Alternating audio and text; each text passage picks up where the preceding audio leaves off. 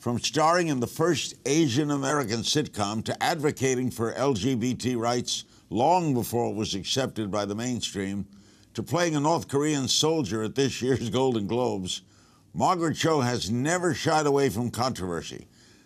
We're about to get her take on everything from the shooting in Charleston, South Carolina, to the Confederate flag controversy, to the Supreme Court's impending decision on gay marriage, probably a little bit on gender equality in Hollywood, too. She's one of the best comedians in the business, actress, producer, and activist Margaret Cho.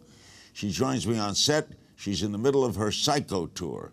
What is it? You're appealing only to mental health institutions? Well, I think it's, the real title is There's No I in Team, but there is a Cho in Psycho. So that's the show. I get it. Yes.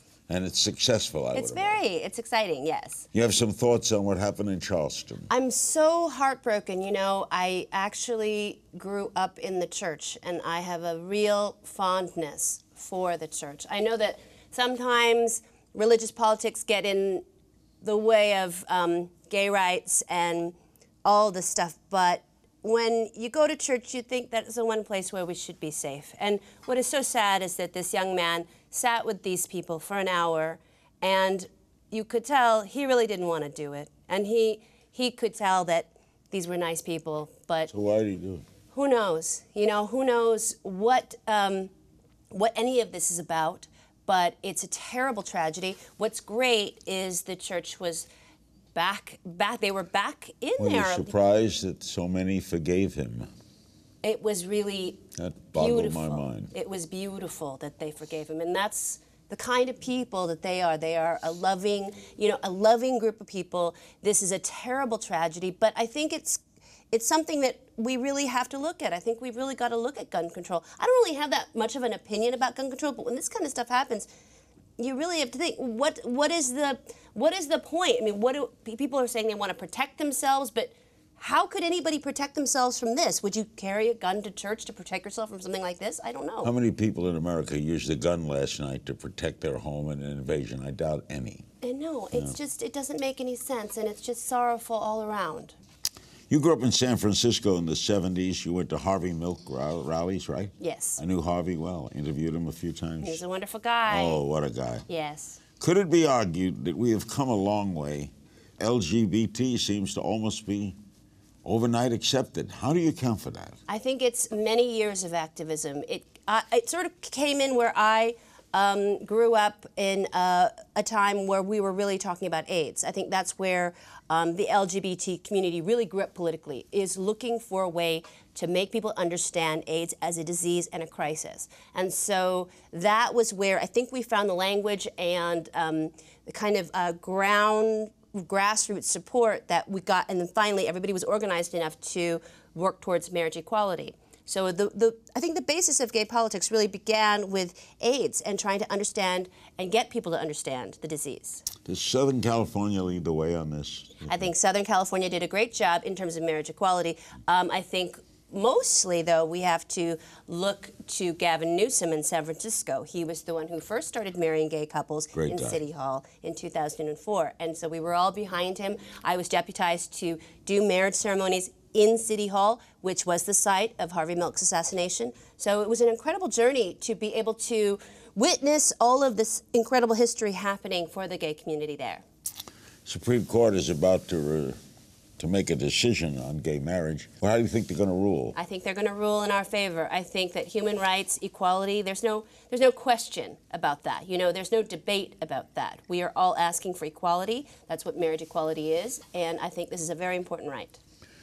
You're very open. You're the victim of sexual abuse as a child. And there's so much attention being paid to this. Have we gotten better on it, do you think, on prevention? And we're certainly more aware of it. I think we're certainly more aware of it. I don't know how much better we've gotten. I think that when you have we're over 40 women coming forward to accuse Bill Cosby, this is strange that he hasn't really actually been indicted with anything. I think that it's incredibly brave for these women to come forward. The time limit's run out, hasn't it? Yes, and also, you know, a lot of cultural sort of hesitation because of what he means to society as an icon, as an archetype.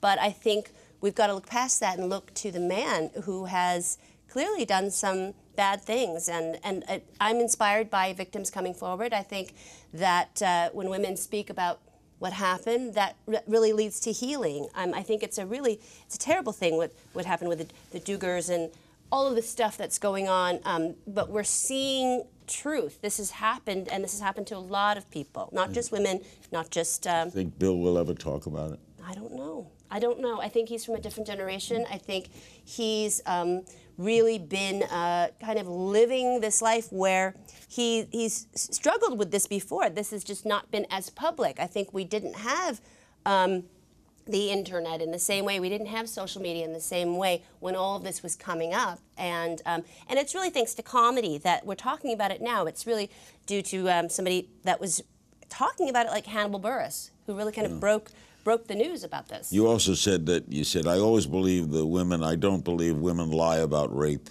Why would a woman lie about being raped? I guess it could happen in a case of a lawsuit and you wanted to bring someone down or something. But what woman would want to? I don't think so. The odds are incredibly. I think that there's so much silence around it and so much shame. We're speaking about all rape here, aren't we? Yes, yes. I think that women would never talk about it. We're socialized not to. And that has to end now. According to social scientists, only 2% of rape allegations in this country are false. Yes, I think that's, and I think really there's so much that goes unreported also. There's so much we don't know. I think because we are socialized to make our body somewhat of a public space. You know, you really are, when you accuse somebody of it, then you are sort of counter accused by asking for it somehow, by acting in a certain way, or your actions may have led to this, but really no woman is at fault. This happens just all the time, and just because, and it shouldn't happen. Okay, politically, are you in Hillary's corner? I am in Hillary's corner, although I have a little crush on Bernie Sanders. I think he's kind of great. Well, young people have a lot for them. What is it about Bernie that attracts you? Is it his Cary Grant look-alike? I think he's very, I don't know, I think he's very much about telling the truth. He's really talking about like how this is all a race about money. You know, it's just billionaires kind of comparing who's got the most money, and that's actually true when you think about the presidential race. But I have long been a Hillary supporter. I had a hard time sort of deciding between Hillary and Obama. I did go to the Obama camp eventually, but Hillary's great. Hillary's already been president for 8 years, so she already knows the job, and she's cool. You think Sanders and others are pulling her to the left? I think they may be pulling her to the left. Sanders is very much to the left. He's kind of got this very kind of different He's appeal. a socialist. Yes, he is. He's quite Howard Dean 2.0. You know, I think he's got the same sort of Howard Dean. Just I would warn him not to drink too much coffee. That was Howard Dean's fatal mistake. Not kidding. Yes. I'm going to throw out some names. You give me a sentence or a word, anything you want to say to describe them. What's your thought? Lindsey Graham. Confusing. I don't know. In what way? He sort of wants he's the one with the rotating first wives, right? He's sort of a kind of not. That's what the person I'm talking about. No, he's never been married. Yeah, he's never been married, but he sort of claims that he would have a rotating. Oh yeah, he'd have that's right. Which means I think he's got something to. Not telling us. Not telling. Yes. Elizabeth Warren. Not sure. You like her? No, I don't know. I don't have an opinion, actually. Really? Yeah. Because I would imagine you'd be a big supporter of her. I don't know. I don't really have an opinion yet. Jeb Bush. Oh, well, I like the new logo just because. Jeb. Jeb, it's like I can't believe it's not George Bush. Don't say Bush. It's Jeb exclamation point, just right? say Jeb. Just say Jeb. President Obama. I'm a big Obama fan. I have been for a long time. I worked on his campaign with Cal Penn, and I think he's done a great job, and I think he's great. Donald Trump. Donald Trump, which is an interesting kind of I don't know, I don't know why he's running. I actually think he would do very well. I mean, I think he... well, you mean get a lot of votes? Well, I think he would get a lot of votes. I think, you know, certainly if this is a contest of who has the most money, I think he's definitely qualifies for that. And, you know, people... tend to sort of want to vote for public figures that they recognize. I mean, sometimes people think show business and politics are the same thing. So maybe that would be true there. I'm not sure how great he would be as a president, but I think he probably might give other people a run for their money. He'd be the source of a lot of humor on the nighttime talk shows. He would be endlessly fun. Joe Biden. Joe Biden is an interesting candidate, I think. Well, he's not going to run, I guess. I guess he's not going to run, but he's just sort of, he could have been president. You know, he's sort of that almost the second choice. Or I think right now a lot of people are thinking fondly of him, maybe because of Beau and because of what he's endured. But I think, yeah, that would be an interesting choice. He's a terrific guy, but I don't think he's going to get in, do you? Right. You don't think he's going to run? No, I don't think so. The anchors of Fox News. I can't tell them apart, so I don't really know. I don't know which one is which. They all seem the same to me. Then I don't really know. I don't really know. Do you tend to distrust? Are you wary of politicians? I am wary of politicians, although there are some politicians that I've found do very good work. And I discovered that when I was doing homeless outreach to honor my friend Robin Williams in San Francisco, and I work with the city a lot. And I found a lot of people there to be very, very good. There is Bevan Dufty, who works, he's sort of the homeless czar there, and he does a lot of work for the homeless. And I think city government there, when it works for people who live in the city, I think it's really wonderful. We touched on a little earlier, that like before we go to break, how do you explain the incredible advance of the gay movement? I mean, who'd have thought that 32 states now have gay marriage. Yes. 65% of America approves of gay marriage. I think it's wonderful. Whereas that total would have been considerably less 5 years ago. Right. What happened? I think what happened is people understood that we are the same as everyone else. I think people understood equality. I think people understood that we can have families just like anybody else. And I think that, I don't know, it's a wonderful humanizing trend, and I think it's great. There are several big comedians, Bill Maher, Jerry Seinfeld, Chris Rock, have come out saying that college campuses and the country in general have become too politically correct. You agree? Well, I'm not sure if it's central to college campuses. I do believe that social media certainly has a hand in it. You know, when somebody does something or says something and it's kind of controversial, it can blow up into something very big because of social media. I think comedians do have a tendency to need to sort of walk that line of what is appropriate and what is okay to say. I do get away with a little more because I'm a woman, I'm a person of color, I'm queer, I'm politically progressive, so oftentimes I'm the person that's offended. Like, I'm usually the one that's supposed to be offended, but I find I usually skate by a little bit because of my minority statuses.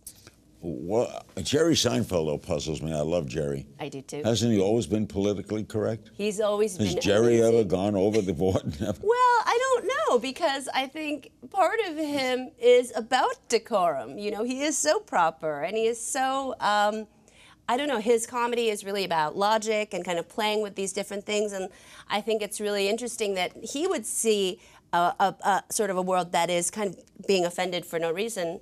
I mean, maybe that is really true for a lot of things, but I have a hard time thinking he would ever be offensive to me. You were born in South Korea? I was born in San Francisco and then shuttled back and forth to South Korea, and actually went to North Korea one time. I have family there.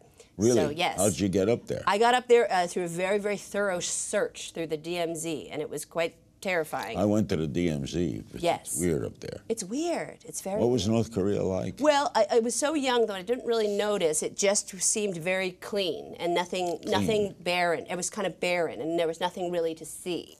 And you sort of had to go in and then come out very quickly. Did the people seem happy to you? I don't even know. They just seemed kind of sort of stuck in the 1950s, which is, I think, the last time really they noticed anything in the world was like, what, 65. So who knows? Who knows? All right, you've been in the entertainment business nearly, 25 years now? All right. Gender inequality. Have you seen it in Hollywood? Have you been disturbed by it if you've seen it? Is it overblown or a big topic? Oh, I think it's always been there, you know, gender inequality. It's a big deal. And, you know, the just the truth of how actresses that I started with, I never see around anymore. You know, you're always looking to younger actresses, but the actors are sort of all the same. And I don't know, I'm lucky because I'm in comedy, so it's never really mattered. My age never really mattered. And that's one of the things that I loved about Joan Rivers, is she was always trying to encourage me to be grateful that I did comedy instead of anything else, because that I could work forever. And she was certainly a great example of that. But there is discrimination as women directors. Yes, there's very few women directors. I mean, there's very few women comedians, actually. I mean, we don't have the same kind of support system and growth, and so there's just not as many of us. But the ones that are there are very successful. Can men who age get easier parts than women who age? Oh, absolutely. That's absolutely true. Except Helen Mirren. Well, she's wonderful, too, but she's also... you know, somebody that works in a way like you sort of can work when you're a young actress, and then you have sort of a period of time, and then you can be the mom. And there's sort of like there's no work zones for certain ages. And then when you're in your 70s, you somehow become hot again. But Hollywood presents itself as progressive and enlightened. Yes. Is that a facade? I wish that it were, and I think that things are getting better. And I think because of social media, things are sort of looked at in a different way. Now we can analyze things more and discuss them more, but I don't think it's as good as it can be. Have you seen progress since you started? I've certainly seen a lot of progress since I started, and I've certainly seen a lot of wonderful things happen, so that's good. Have you seen prejudice against you? Oh, I've seen prejudice against myself. You in particular? Me in particular? Probably, yes. I mean, I think one of the examples is I had the first Asian American family television show 21 years ago, and I did not do a great job with that, but we haven't seen it again until now. So it took 21 years to create another Asian American family TV show, and the one that's on now is successful. What's that? Fresh off the boat. Are you on it? They had a clip of me on it from my TV show 21 years ago, so I have technically been on it, but I would love to be on it next season. But the show's creator has complained that the show has sold out. Yes, well, What does he mean? I think Eddie is the inspiration of the show. He is the he is the reason it exists. You know, he is the star, essentially, and they've taken his memoir and they've turned it into the show. I think the show is really not like his memoir. It is not what he was, but I think it's still inspiring nonetheless. I think Eddie's really, you know, I think his dissatisfaction with it is his own, because it's his life, and they've taken his life and turned it into something else. So he personally has a right to Yes. be a little ticked. Absolutely, but I think the show is successful on its own if you take it outside of the context of it being about him. But you know, I totally understand what he's coming from, where he's coming from. Have you ever been offered a sitcom? I've been offered another chance at different types of shows, and I've developed different types of shows, but I haven't done a sitcom yet. I'd like to. Do you intend to campaign for Hillary? I intend to campaign for who I decide on. I thought you were for Hillary already. I like her a lot. Yeah, I am for Hillary, but I'm not sure. I kind of have a crush on Bernie, so we'll see. You mean you might campaign in the primaries for Bernie against Hillary? Oh my goodness, I don't know. We have to see what happens. I don't know. I'll probably stick with Hillary. I like her a lot. Thank you, Margaret. Thank you. The wonderful Margaret Cho.